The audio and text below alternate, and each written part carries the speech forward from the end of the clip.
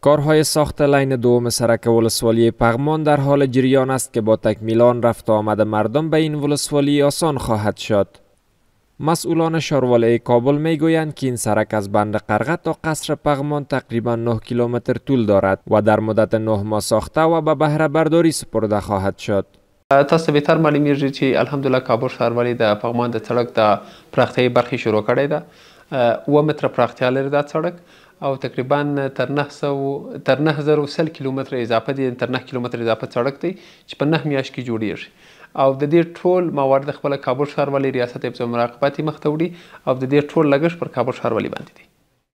در عین حال ساکنان محل میگویند که در روزهای رخصتی به ویژه روزهای جمعه شمار زیاد از گردشگران به سمت قرغه می آیند که باعث می شود این سرک به دلیل ازدحام زیاد ساعتها بسته بماند. به گفته آنان با ساخت لین دوم این سرک تردد در این مسیر آسان خواهد شد.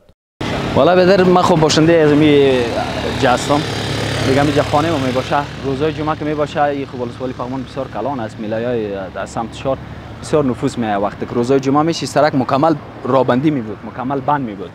دیگه فعلا اینمی سرک که ایجاد شوه ان شاء الله که مشکلات مردم رفع میگرده.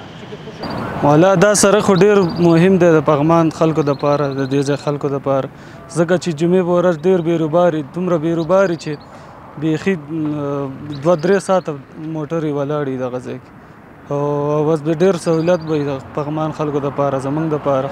این خب معلومدار است که از پغمان که از نزدیک به کابل است، بسیار رش از تمام مردم کابل تخمینا اکثریت که به میله میان به این پغمان میان به خاطر از اینکه نزدیک است و آب و هوایشان خوبش است. دیگه ما در این کدام چیز نداریم، این سرک مهم است، باید است که قیر شود.